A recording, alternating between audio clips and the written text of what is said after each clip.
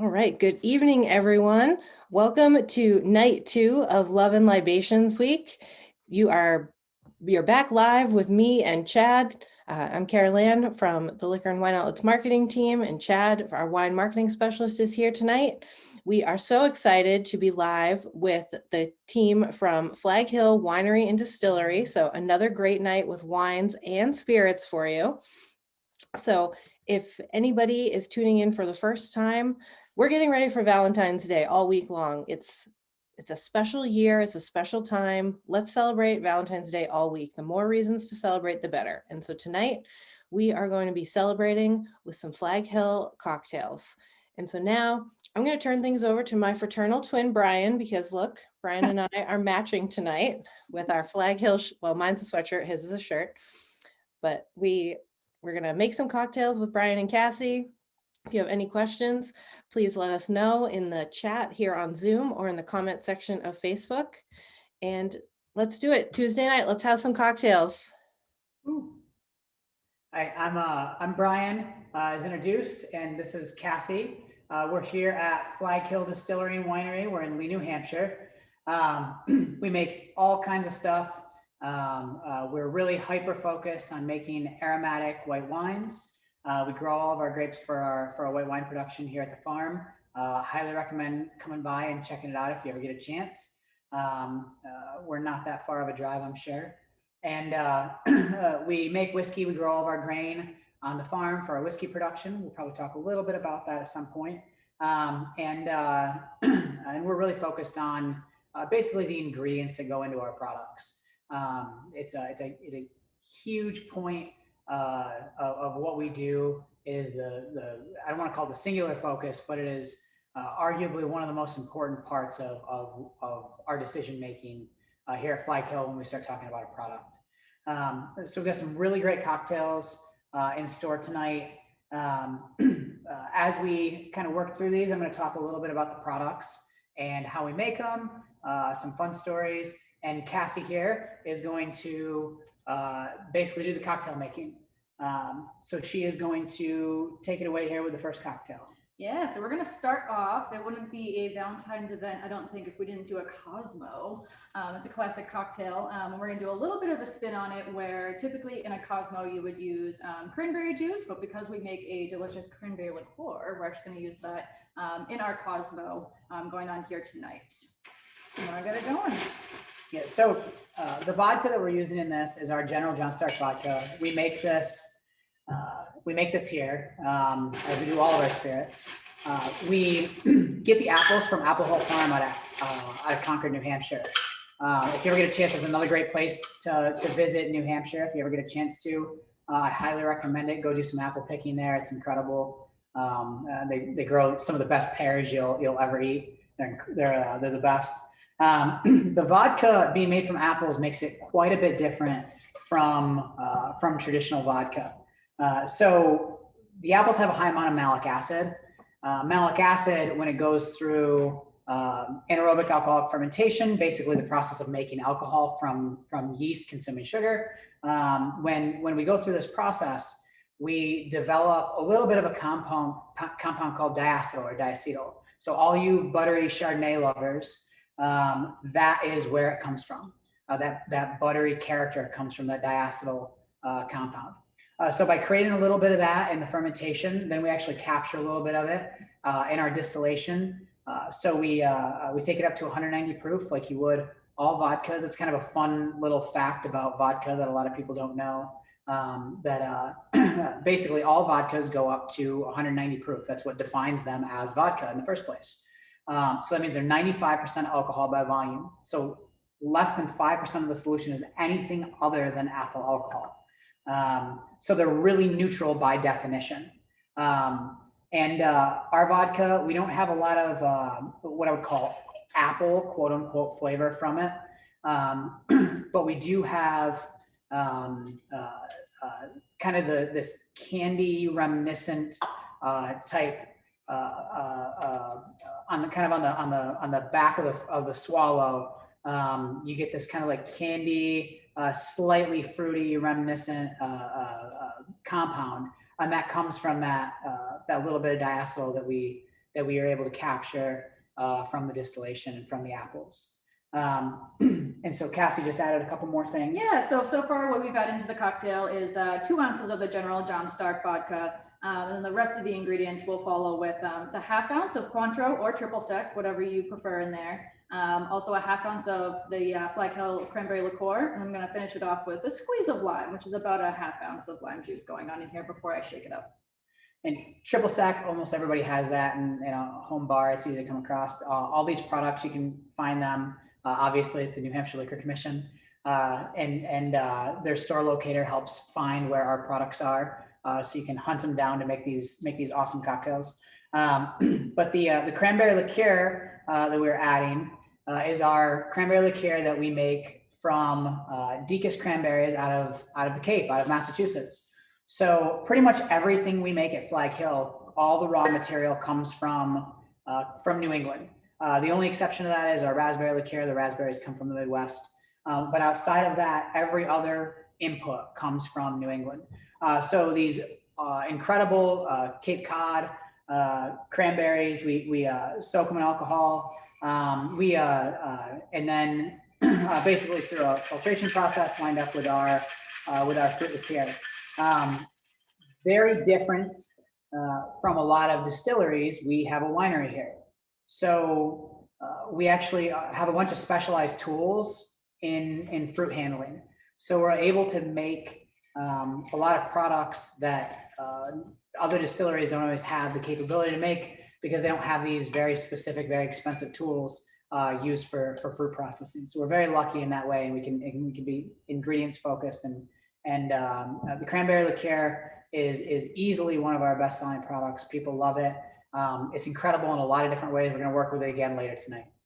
And one of the things I did before we started talking about the cocktail here, you can definitely throw your martini glass into your fridge to get it nice and chilled first.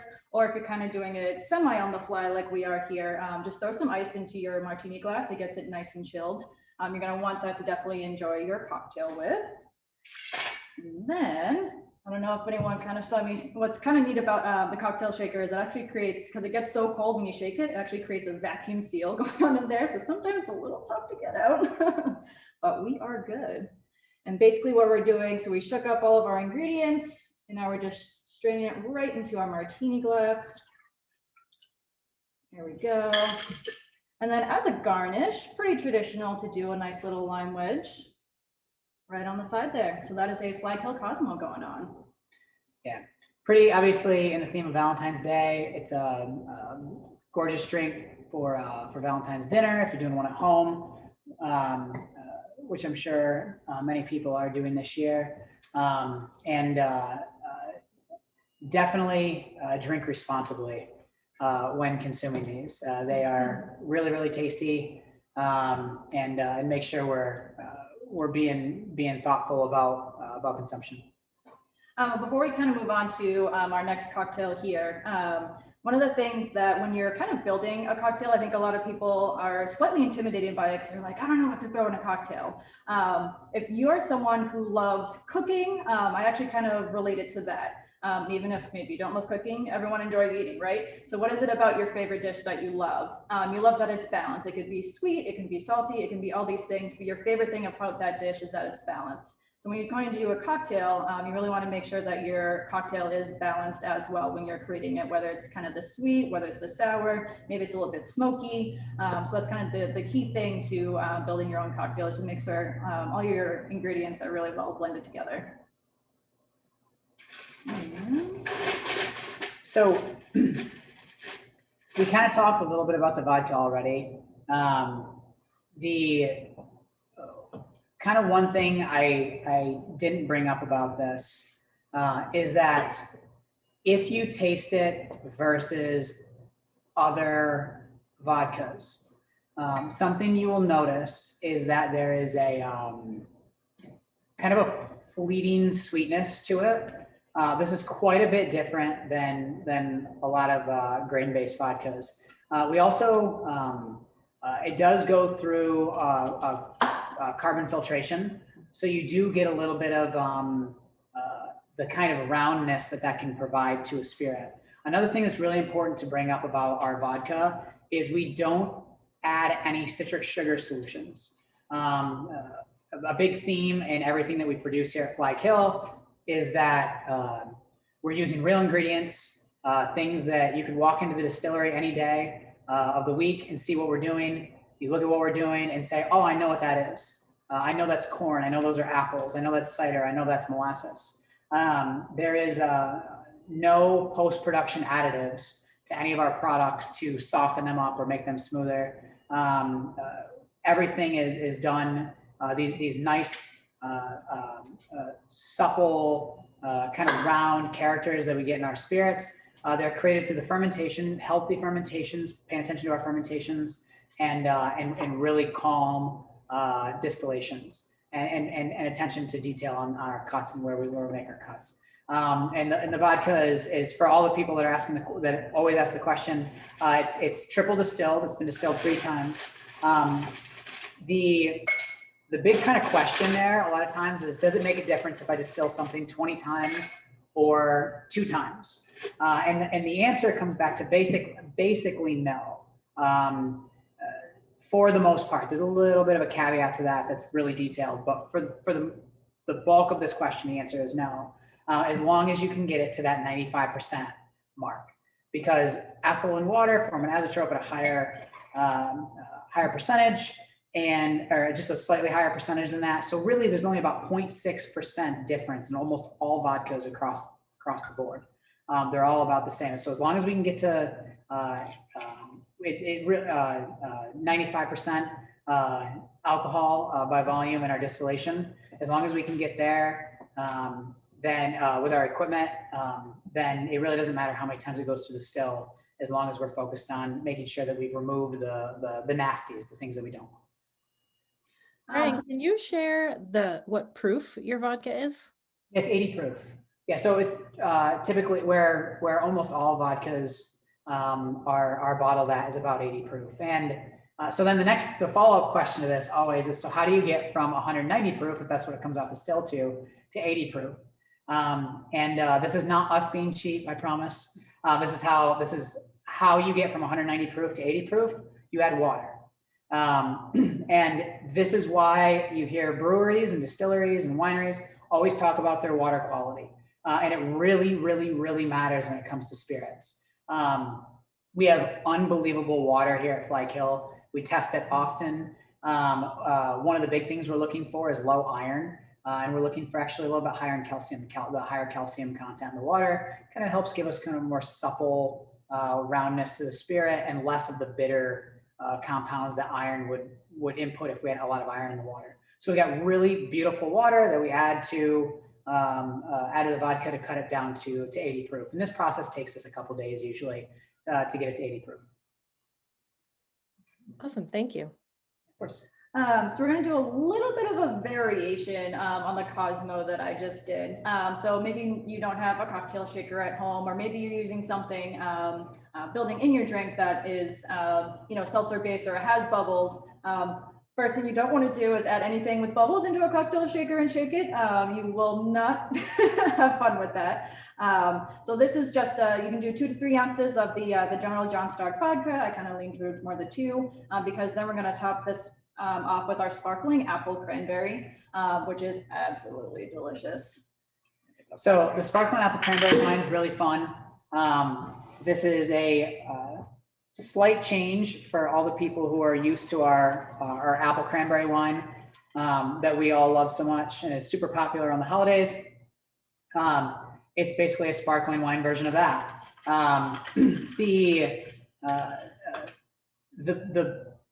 The big difference here is that when you add carbonation, you are essentially changing a couple things.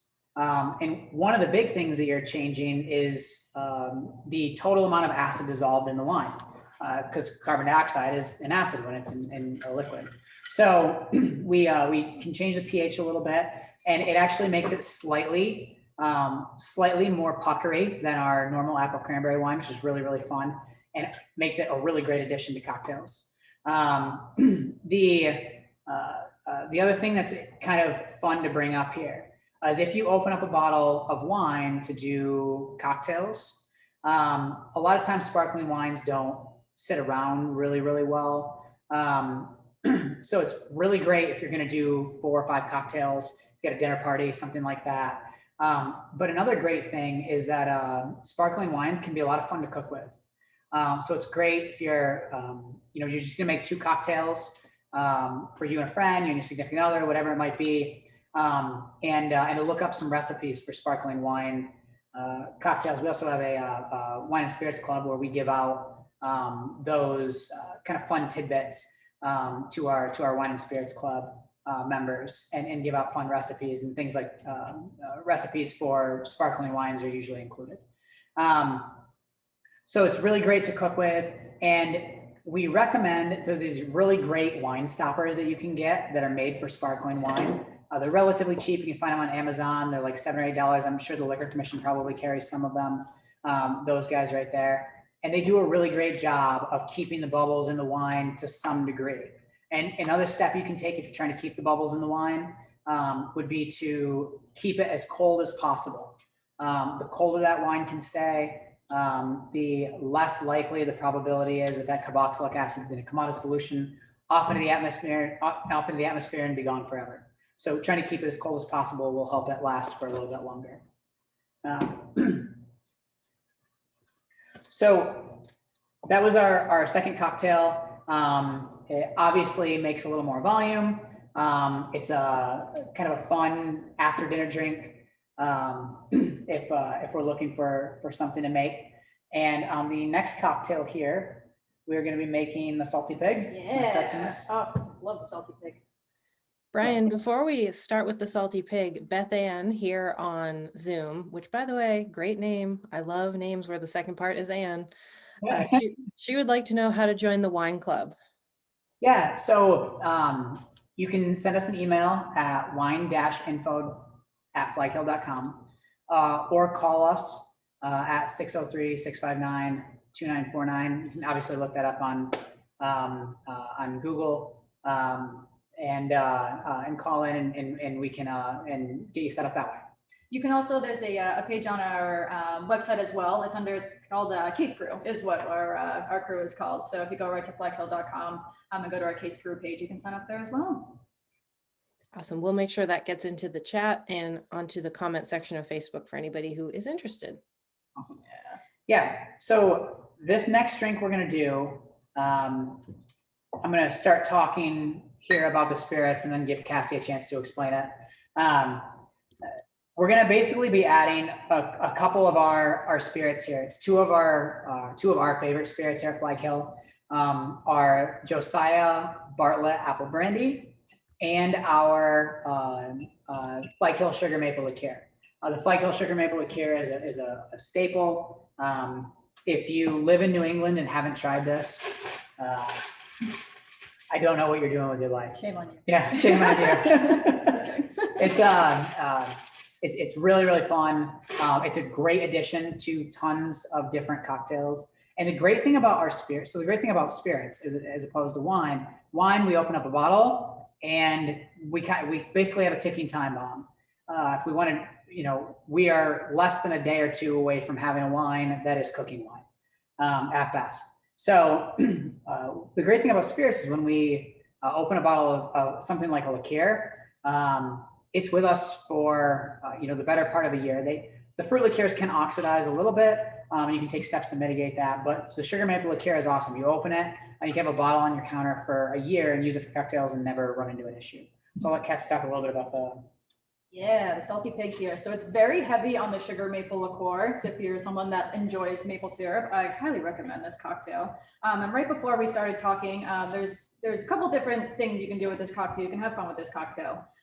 One is, so part of your garnish is you can do different things with it. So in this particular one, it's called a Salty Pig because literally we put salt in this cocktail, which really kind of brings out different flavors. And of course it adds that salt element. So there's 2 different ways you can do it. You can rim your glass, and to rim your glass, you just kind of need something a little kind of like sticky like. So using something like a lemon wedge is actually perfect. And I just did a half rim on the glass here. I don't know if you guys can see this. The other option is right at the end of making this cocktail, you can just sprinkle it right on top. I personally go for the rim on the cocktail with the salt, just because you can kind of add your own salt flavor going on there. It's not just always in your cocktail throughout when you're drinking it. And the other variation with this, you can either go with the Flag Hill Spice Rum, or we can do the Josiah Bartlett Apple Brandy. And tonight, because it's a little bit chilly out there with the snow, I'm gonna go with the apple brandy, just because I think it adds a little bit of a warming element, which is nice on a night like this. So we added so far 2 ounces of the sugar maple liqueur, and I'll add an ounce of the Josiah Bartlett apple brandy here. So a cool little tidbit, something Cassey brought up, she half salted the rim. She didn't do the whole rim. And that is, like she said, so that she can kind of choose how much salt she's bringing into the equation. It's a really great thing if you're making cocktails for other people, to do half salt. That way they can kind of make their decisions and you're not making a decision for them. But something really cool about salt, and this is true, anyone who's into cooking knows this, it can drastically change what is being expressed in terms of flavor of the spirit. So, or whatever the thing is we're working with. So salt, sodium chloride, loves to exchange electrons, right? So as it kind of works its way into this solution that has hundreds and hundreds of different chemical compounds, right? And all these different flavor molecules, you cannot smell them or taste them if they are bound. If they're bound up inside of that liquid, you'll swallow them and they'll be gone and lost forever. The only way we taste anything is if it makes it to a membrane inside of our olfactory compartment, where there's a bunch of chemical sensors that read these chemical compounds and send a signal to our brain and says, voila, I taste whatever it might be, whether it's raspberries or chocolate or steak off the grill or whatever it might be. And the salt can actually change how bound those chemical compounds are in the matrices that it's wrapped, the chemical matrices it's wrapped in. So we can actually get some of it to escape. We can actually change how much of this stuff escapes out, and can actually hit those chemical sensors and turn the key and tell us that we're tasting something. And so something that's really fun to do when you've got a rimmed cocktail like this is take a sip, try it, study it, see what you can find, and then add a little bit of salt into the equation and do the same thing. And think about it in the front of the mouth, think about it in the back of the mouth. And what's really, really cool is when you swallow through a thing called retronasal olfactory, you'll get another kind of dimension to the spirit, and pay really close attention to that, because that's where big changes can occur in this salt, non-salt kind of discussion. The other thing that I didn't even begin to talk about was our the apple brandy wine. So this is really, really cool stuff. We've been making this for a long time. This is one of our older products. For a long time, it was a couple years old, then it went to a 4-year-old product. And now we are up to, I think it's a 6 or 7. Yeah, six years old on the label. In America, when we label spirits, we label them with the youngest amount of spirit in the bottle. So if I had 100 gallons of 100-year-old whiskey and I put 1 drop of 1-year-old whiskey in it, just 1, then I have to call it 1-year-old whiskey. So with this, we have, it's basically half and half. It's half 6-year-old brandy and half 7-year-old brandy. And it's a combination, it's aged in a combination of medium toast and heavy toast barrels. We take apples from Apple Hill Farm out of Concord, New Hampshire, like we talked about earlier, except when we bring these apples in, we're looking for high amounts of acid. High amounts of acid means high amounts of basically building blocks for esterification or the creation of flavors. So all these extra acids lead to basically more flavor through the fermentation, distillation, and aging process. And the spirit, quite a bit different than a lot of spirits. It's aged in wine cooperage. So it's brand new wine cooperage. We didn't have wine in it before, but we bring in the same type of cooperage that we use for wine. And that helps kind of,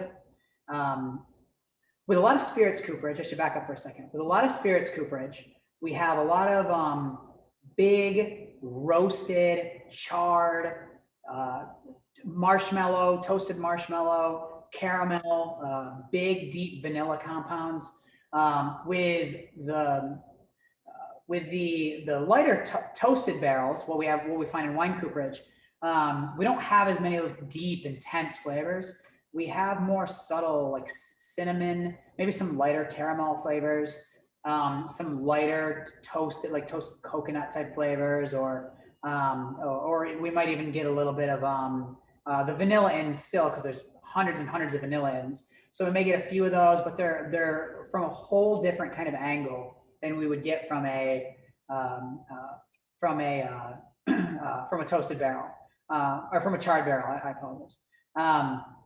So it's really, really cool.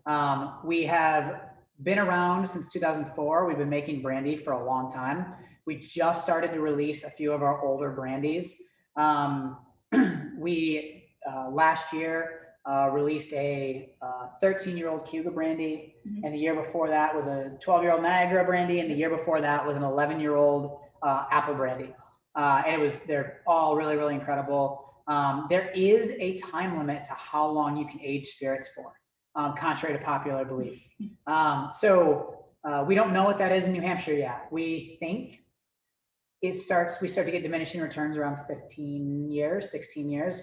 But the truth is, there's people doing it in New Hampshire in the recent history to have this data. So we're hoping in the next couple of years to have an answer on really kind of what that upper bound limit is for aging spirits in our climate, which is unique. Very different. The brandies we make here are very different than being made somewhere else, whether it's in Kentucky or wherever else it may be, where France, it's very, very different. The climate allows for this kind of soft roundness that we develop in the spirit. Less of the big intense oak character and a little more the kind of supple, bouncy compounds. Cool. We touch on spice And I did not touch on Spice Drum, but this is amazing. Go get some. It's fancy grade molasses, fermented distilled, and then we age it in a barrel for about a year just to round it out a little bit. It's not really to pick up the oak character. It's a used bourbon barrel, and then we give it real hand-cut Madagascar vanilla beans, real cinnamon, real grains of paradise for a 36-hour maceration. Comes off from those spices, and then we give it a touch of grade B New Hampshire maple syrup from Ben's. It's absolutely incredible stuff. Totally different than any spice rum you probably ever had. It's a really long story. I'll have to come to the distillery sometime to learn more about it. But it's absolutely excellent, and everything I just listed that's in that rum is food, or something that most people would consider food, which makes it enjoyable to know that what we're consuming is not full of junk. And that's one of the benefits of buying from a local producer. You get to have these conversations and find out what's really in something because we're your neighbor. The other thing that's really great to bring up about the spice rum, it's a great product for making the cocktail we just did, the Salty Pig. It's a great iteration on that, but it makes the most incredible hot cocoa you will ever drink in your entire life. I put on about 15 pounds of hot cocoa weight a couple years ago because I drank way too much of it over the course of a month. But it is way too many calories. But it makes by far the best hot chocolate you'll ever drink. It is very delicious, and you can do like a sugar maple liqueur with cream if you want to be really decadent, and it gets all delicious. So our next one is going to be the cocktail is called Once in a Blue Moon, and this one's going to highlight our blueberry liqueur going on here. So far what I've added into the glass, and I'm going to muddle together, is I don't know, I probably did a small handful of blueberries, maybe 6 to 8 if you want a number count on that. And then I also made some thyme simple syrup, seven blueberries. And earlier today I made some thyme simple syrup. So simple syrup is literally very simple to make. It is equal parts sugar and water. I did basically a cup of water and a cup of sugar. You throw that bad boy on the stove and you boil it. And once it reaches that boiling point, basically all of your sugar is dissolved, which is what you're looking for in a simple syrup. You don't want it to be like crunchy or anything like that, because that's just weird. And then that makes your simple syrup. But for thyme simple syrup, if you wanted to basically add any flavor into your simple, all you have to do is just add it into your concoction while it's being brought up to a boil. So I did probably about 4 sprigs of thyme simple syrup. I know you guys can't smell it, but I can smell it. And it's pretty tiny. It's really delicious. And the idea behind muddling, don't go crazy with muddling. Really, all you're really doing is just kind of just releasing the juices going on in here and just breaking up the blueberries a little bit. You don't want to get into like a puddle of mush. You're going to shoot it up your straw a bunch, but you just want to at least muddle up a little bit so you're getting that blueberry flavor going on in there. Before we go on to adding some white rum, and I'll talk a little bit about the blood orange as well. Yeah, so the kind of a thing to bring up there, she was talking about a simple syrup. If you're reading through recipes online for cocktails, you may also come across invert. Some people call it invert sugar or invert syrups. It's just another little tidbit of information to have, so you know that we're talking about the same thing. The white rum that we have here, this is made from fancy grade molasses. I spent a while in the Caribbean. I was a head distiller for Cayman Spirits Company before I came to New Hampshire, and I learned a lot about rum making while I was there. It was a great opportunity. And when I moved here, I always had the concept that we want to use the best possible ingredients that we can get. It's just step one to anything. And anyone who cooks knows this, right? You can't make great bruschetta with a not so great tomato, correct? Like there's a difference here.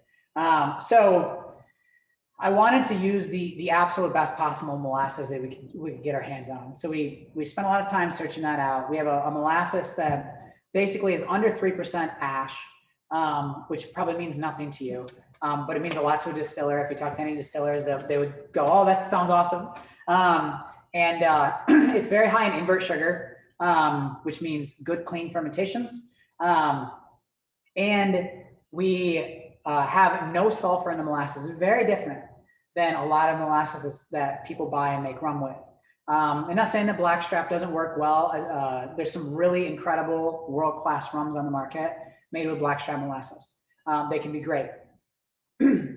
But in having no sulfur, again, we don't stress out the yeast. We can aim for these super clean fermentations where we can control and manipulate the flavors versus kind of just being at the whim of what is happening inside of the metabolism for the yeast. So we basically ferment over the course of about 7 days, this nice, beautiful, clean molasses. And then we distill this a little bit heavier, which I know for people who are not really super into spirits probably don't know what I mean by that term. But what I mean by that term is we're bringing it off the still at a slightly lower proof than we traditionally would for that product. Heavier meaning that we get more oils, more fats, more stuff, more other stuff in the rum than if we were to distill it the way a lot of white rum is made, which is distilled usually most white rums are distilled very close to vodka. So 188, 189 proof is a very normal thing for a white rum to come off the still. And what we just learned about vodka means that is pretty neutral, right? So by bringing it off the still at this lower proof, we come off around 160 to 170 proof.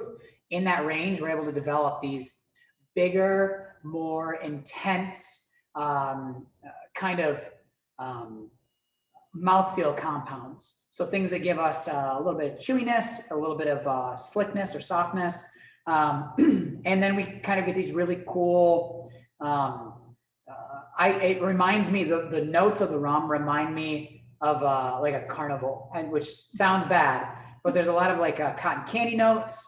There's a lot of like just general different types of different types of candy. It's really, really cool. It makes great cocktails, including the one we're working on right now. But if you wanted something even simpler, just an orange slice on the bottom of a glass with a little bit of the white rum, phenomenal. So right now I am just adding in the blueberry liqueur, which I know Brian will talk about a little bit here.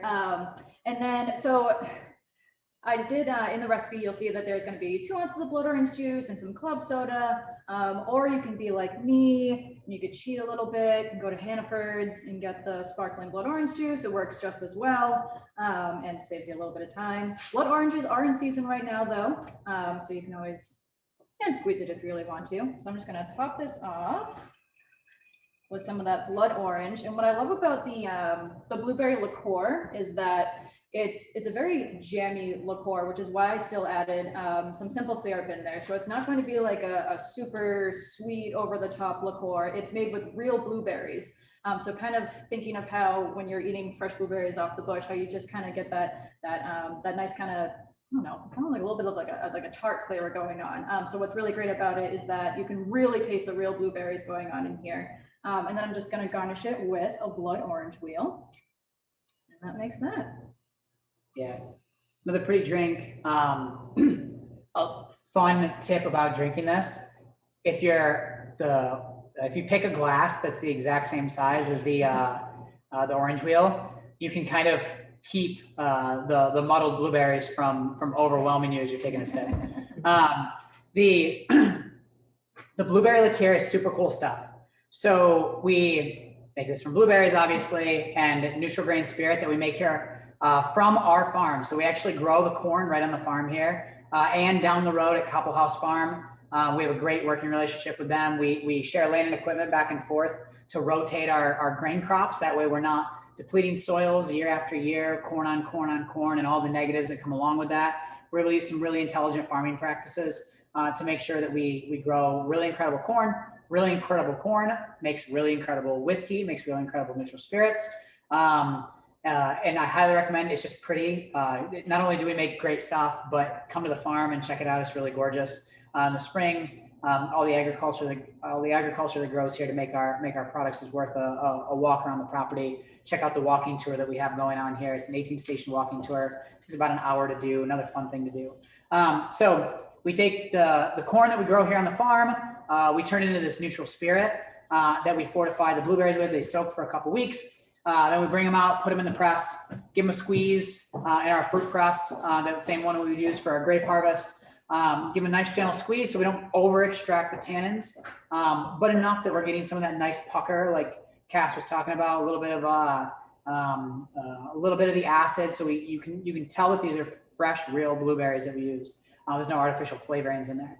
And we've got a really funny story about the blueberry liqueur. So when we get done making liqueur, we have all this fruit left over. And a couple years ago, we started raising pigs as a way to remove our spent grain. So we started making whiskey. We have all this corn kicking around that we've removed the starch content out of, right? The carbohydrates, but they still got a ton of crude protein and minerals and fiber and all this other great stuff, dietary stuff for animals. So we decided we'd start raising pigs with it. And that first year, we decided we'd play around with what other fun things do we have that we're using, can we feed the pigs? And so when we made the first time we made blueberry liqueur, when we had the pigs, we thought this would be really great. We get done pressing the blueberries. They've been soaking in alcohol. We figured we'd remove most of the alcohol by pressing, and we put them out on a tarp out in the sun. It was a 95-degree day. It was brutal. And we raked them, our farm manager at the time, raked them around on this blue tarp. We figured we'd evaporate off what little bit of alcohol remained in the blueberries. And then after about an hour or two, I said, sure, they're good. Take them down to the pigs. I didn't smell a lot of strong alcohol on them. I figured we were good. By the time we got to the pigs, about 3 hours later, the pigs had far too much blueberries to eat, way too much alcohol. So we removed the blueberries so that the pigs would eat responsibly and not overconsume. We removed the blueberries, but the funny thing about this story, aside from the pigs being visibly intoxicated, was the next morning. If anyone's ever been around farm animals, especially pigs, they absolutely love being fed in the morning. It's like pigs are relentless in their hunt for food. So when we brought them down food in the morning, they normally come sprinting over to the pen or over to the side of the pen. Cannot wait to eat. The pigs, when we went to feed them, had no care whatsoever. They did a great job staying hydrated. They drank plenty of water that next morning, and finally got around to eating their breakfast around noon. It was a lesson learned in things we can and cannot feed the pigs on the farm. Just because a pig will eat everything doesn't mean a pig should eat everything. That's awesome. So if anybody is wanting to make this recipe at home, I did do a little bit of recon for you. My mom is actually tuned in tonight on Facebook, and I am planning on making this for her the next time I see her.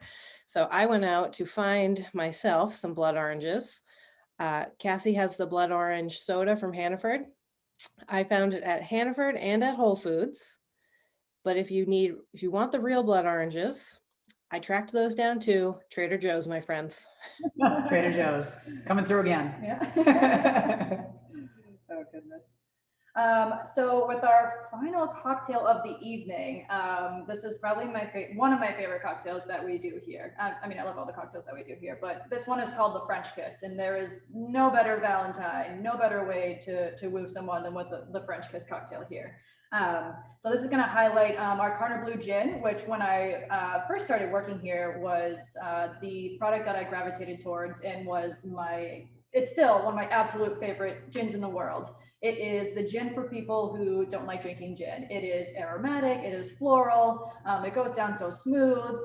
You could wear it as perfume. I mean, it smells amazing. It's all things wonderful. And I just remember, you gotta try this gin, you gotta try this gin. I'm pretty sure I was responsible for most of the gin sales in the tasting room when I first started here. So this cocktail features our raspberry liqueur, and then our sparkling Cayuga as well. I'm just going to start with some of an ounce of gin, followed by I'm going to half ounce of the lemon juice. So the gin is super cool. We make it from apples, which is very, very different from how a lot of gins are made. Most are made with grain neutral spirit. Nothing wrong with that. Can make some great gins. Some of the best gins in the world are made that way. But the apples give this, just like I was talking about the vodka, this kind of like candy component. So you'll notice that when you drink almost all other gins, on the swallow, you'll get this kind of like off bitter component. And it's subtle on most gins. Some gins it's intense, most gins it's relatively subtle, but you'll notice it's there. When you swallow our gin, there's this like, I keep saying candy, but it's like a candy component on the back of the mouth. Not really reminiscent of apples, but somewhat fruity in a way. So like candy fruit in a way. And it makes it really, really, really soft. It's that one little component, which doesn't seem like much, but when you drink the gin next to other gins, you'll pick it up right away, and you'll see that there was always this thing in the back of your mind that was kind of ticking you off to other gins that maybe you didn't like as much.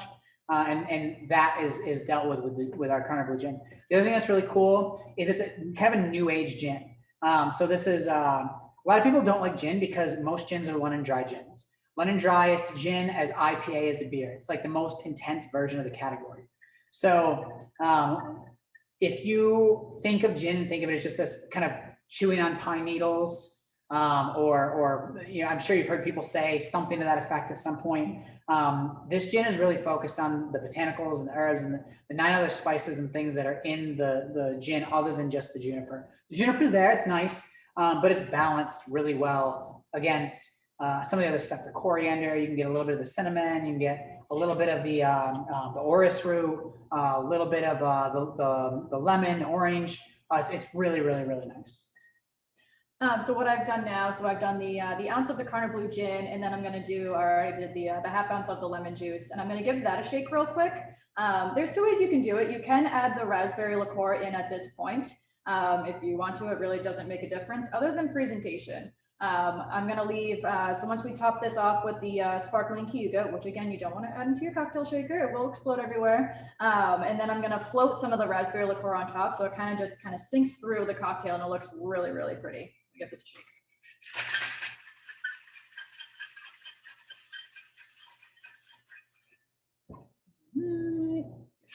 So the raspberry liqueur, very similar to our other liqueurs. The only difference is it doesn't come from New England. The fruit doesn't come from New England. It's one of the only fruits we don't get from New England.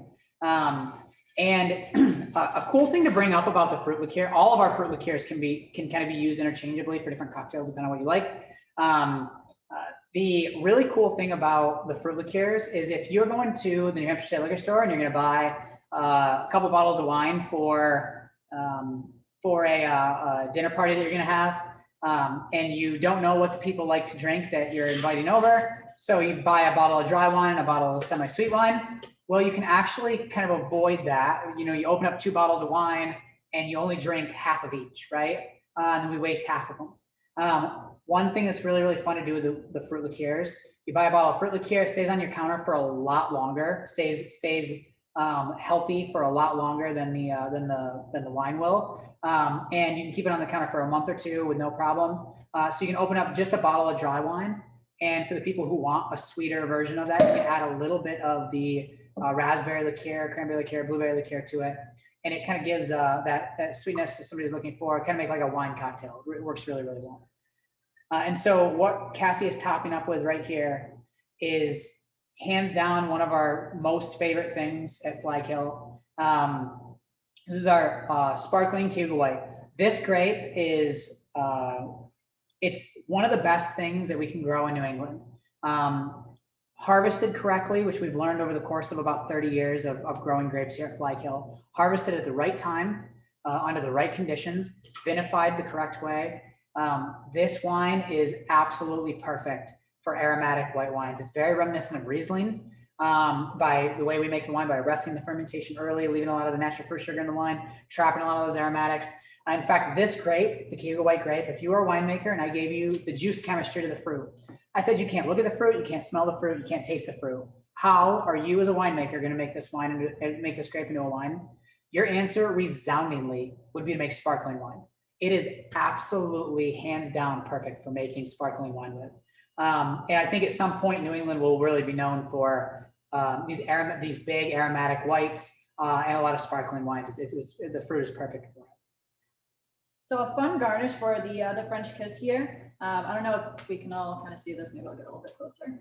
But raspberries kind of have this natural heart shape going on. So if you want to be extra cutesy on Valentine's Day, you can always do a nice little spear of the raspberry. And then I just did a little bit of a lemon peel right here, make it look extra fancy. And then you just kind of top your garnish like that. And that is the French kiss. Yeah. And if it can hang in the cocktail a little bit, if the lemon peel can hang in the cocktail just a little bit, you'll actually pick up just a little bit of the lemon oils that are on the skin, and it kind of gives a little bit more aromatic to the wine. The other great thing about sparkling wine cocktails is that the CO2, as it's leaving the solution, just brightens up all those pretty aromatics that are in the raspberry liqueur. In the gin, it makes everything multiplied by 2. It's really, really beautiful. The one last thing I wanted to say about the sparkling wine, we do most people when they build a brunch, so we have a catering company here, we do private events, and we do some public events too. We host a brunch in normal times, and we're optimistic that we may hopefully get back to that this summer and being able to host some of our traditional brunches here at Flag Hill. But most people build a brunch and then go out and find their sparkling wine. When we first made the sparkling wine, we were so enamored with it that we decided we had to build a brunch for this sparkling wine. So if you come to our brunch, it's literally the entire concept is built around this wine. It's overlooking the vineyard. It's gorgeous. The food, a lot of it is grown here on the farm. The menu changes every month based on kind of what's available and fresh. It's 10 tables of food. It's epic. It's unbelievable. Anyone who's ever come to it knows what we're talking about. We're usually sold out a couple months in advance. It's definitely something that you want to sign up for our email newsletter or pay attention to our Facebook, like us on Facebook, Instagram. We release the information there. If you're not in our wine club, those are the people who get the information first. They get first stab at it. But we sell 170 seats per brunch, and we're usually sold out a couple months in advance. It's definitely something you want to, if you want to do, if it sounds like something you're into, be proactive. It's killer. I go at least twice a year. It's awesome. All right. Well, that kind of wraps up our cocktails anyway. Yeah. Cool. Well, we do have some questions that have come up while you guys have been mixing the fabulous cocktails. So before I get into the questions, I would love if anybody is mixing along at home, please share in the chat on Zoom or in the comments on Facebook. Let us know what cocktail you made at home tonight. just out of curiosity, I told you that which one I'm gonna make over the weekend. So, so we've got a few questions for you. Kathleen is curious why so many cocktails are garnished with citrus. Do you know? So citrus, so there's a couple things here. First off, there's a logistical thing, and then there's a logistical side of the story, and then there's the romantic side of the story. I'll start with the logistical part. So one of the big reasons is bartenders have citrus kicking around. It stores well. It doesn't go bad quickly. So we all know, we've all bought strawberries. We've all bought raspberries. They don't sit around very long. They don't store well. They go bad really quick. Lemons, oranges, limes, they store really, really well, and they kick around for a long time. So that's kind of the logistical reason. And then we can't have 1,000 garnishes in a production bar, right? So we have to pick 3 or 4 or 5, maybe 7 or 8, depending on the bar, and how much room they have. But so that's part of the reason. But then on the romantic side of this, lemons, limes, oranges, citrus in general has a lot of endearing properties. So one of the great things about lemons is that they have lemon oil in the skins. So these oils are extremely aromatic, and they're really, really pretty.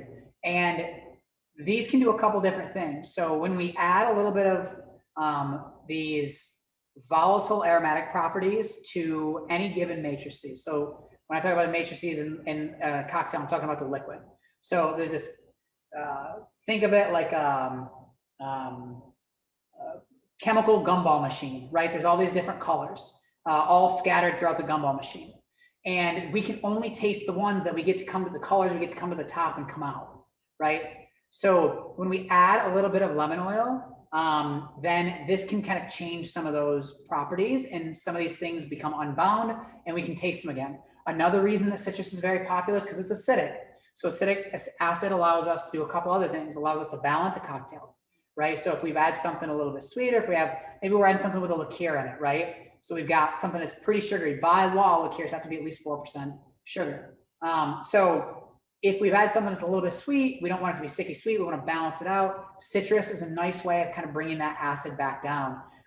There's typically not people sitting around with spoonfuls of ascorbic acid or spoonfuls of citric acid, put them in cocktails. So it's a great way to naturally bring the acidity, the pH lower, the acidity up, and kind of hone in on that. The other thing that acids do, just like I was talking about with salt, where we kind of exchange electrons and make these once bound chemical properties unbound so we can smell them and taste them. Now what we've done is we've had an opportunity to kind of change the chemical matrices a little bit with the acid, and what that gives us is maybe a little bit more aromatic intensity, a little bit maybe retronasal olfactory components to the cocktail. It kind of shifts things a little bit. So it's a fun thing. Acid, like salt, is a fun thing to experiment with. There's a very popular book out there. I think it's called Acid, Fat, Salt, Heat. Fun read if anyone wants it. There's also another great book if you're into the kind of neural science of this stuff. There's a book called Neuralinology. That's a really fun read.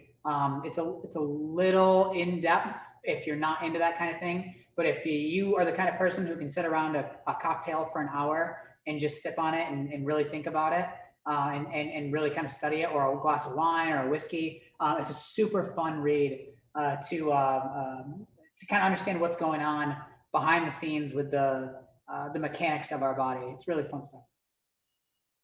Cool. And so everybody, that book that Brian mentioned, Salt, Fat, Acid, Heat, it's also a show on Netflix. Oh, There is. Cool. Our deputy commissioner told me about that show.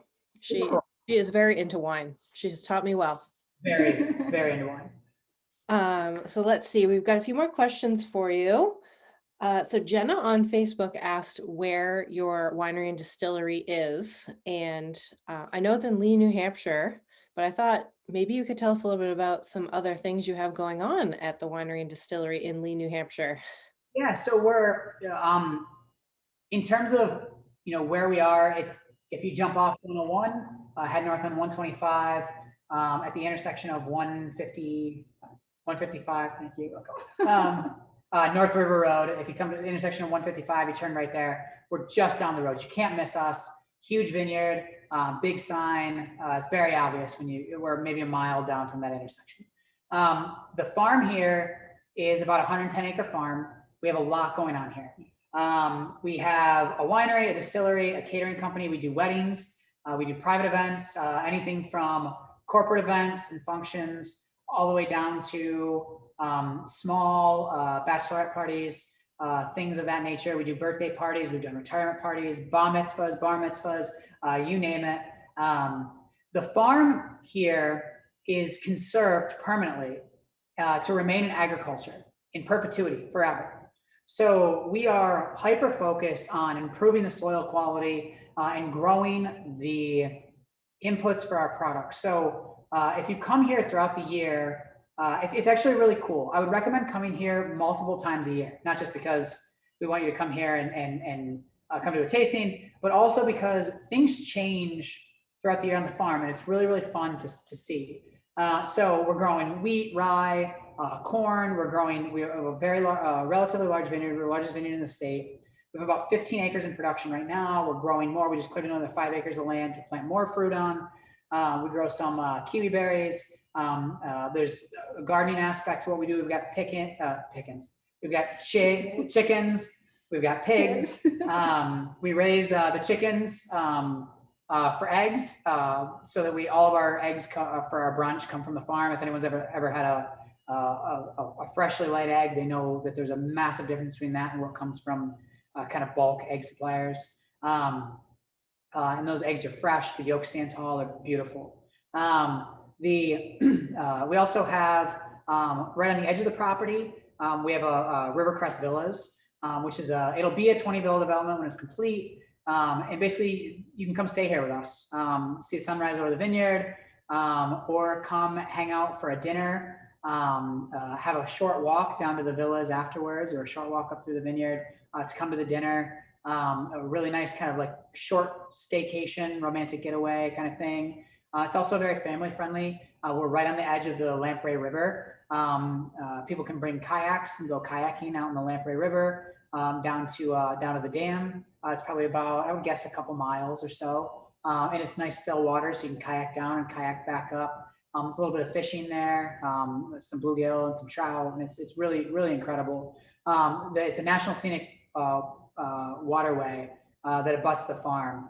It is absolutely unbelievable. I highly recommend it. We put in an 18-station walking tour, which is free. It's open to the public anytime. We don't even have to be open. Well, we're open from 11 to 5, 7 days a week, but you could come here at 7 o'clock on a Monday night in the summer, or come here on a Saturday afternoon and take the walking tour, rent some snowshoes from us right now and go for a walk through the vineyard and do the walking tour. Highly recommend getting to station. I think it's 18. Yep. It's all the way out back on the back side of our back vineyard. It abuts the Lamprey River. It is one of the most peaceful places on the farm. It's epically beautiful. I highly recommend it. Awesome. Thanks, Brian. And then, so the last question, I feel like I should have asked you this at the beginning, but I was so excited for cocktails. Tracy was wondering if you could tell us a little bit about the history of Flag Hill. Yeah, so it was a dairy, so it's a very, very old farm. In fact, the farmhouse itself, I think, was built in the late 1700s. And I think the barn was either built in the late 1700s or the early 1800s. So the where our tasting room is now is the old barn built in that early 1700s or late 1700s, early 1800s. It's old post and beam barn. It's really, really cool. It was a dairy farm for a very long time. And it was originally owned by the Davises, I believe. And then it was purchased by the Fergusons and then went to the Reinholds. They owned it for about 100 years. And then I'm no relation to the original Fergusons, but the Fergusons that bought the winery back, or the farm back. So we basically started the vineyard in the early 90s. So the first plantings were in 1990. We had our first kind of commercial harvest in 94. And it's funny, we weren't even intending to, yeah, we weren't even intending to be a winery. That was never, if you've come here and seen the scope of what this place has become, it's really funny to think that the sole intention originally was just to be a farm growing grapes for other winemakers in the state. And what happened was there was only one winemaker in the state, and they actually went out of business the year that our first harvest came due. So we had no buyer for our fruit, so we had to become the buyer. So we started making wine in 94. And then in 2004, or 2000, we added the catering company. And in 2004, we added the distillery. In 2015, my wife and I purchased the farm and started to take it into a slightly different direction. And we've added the villas in 2020. Awesome. Before everything shut down last year, I got to visit Flag Hill. That's how I got my sweatshirt. And the villas were in progress at the time. And, you know, at that moment, they looked amazing. I can't imagine how they look now that they're done. And, you know, it's great that you can stay there. You can go have your wine tasting, walk back to your villa, talk about responsibility, people. It's really great. It's we will continue to add stuff to the villas and more visitor experiences to the farm over time. But if you're looking for a peaceful stay, it is unbelievable. There's a nice little fire pit in the middle, kind of a communal fire pit. We do fires at night. Come up, do a tasting, have a wine smoothie in the summer, get a cheese plate. It's really great. And we have not talked much about this publicly yet. And I don't know if I guess I'll talk about it. I'm already halfway down the path. But we're going to be building a new distillery building shortly. And in that distillery building, we're likely going to have a small cafe. And if you stay at the village, you'll be able to come up and get a cup of coffee in the morning, maybe some pastries, and hang out and overlook the vineyard. And we got a lot of fun things planned for the future. That's awesome. Well, we hope to be able to see you in real life by then, but if not, we'll have you back for Zoom Live to check out the new space. Great. All right, everybody, thank you so much for tuning in tonight. Thanks for mixing along with Brian and Cassie.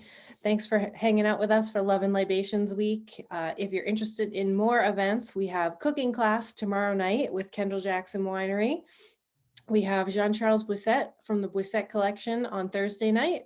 And then we are going to end the week on Friday with some rosés from Moet Hennessy. So visit our website, explore.liquorandwineoutlets.com, and you can see all of our events there. That's our blog. So we have our events calendar up on our blog.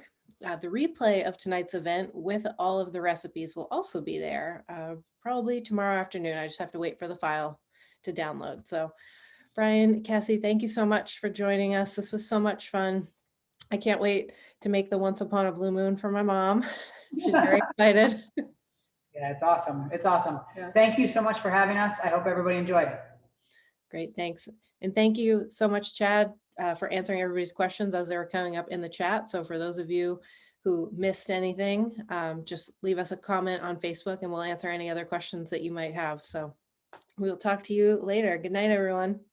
Thank you, everybody. Thank you. Bye.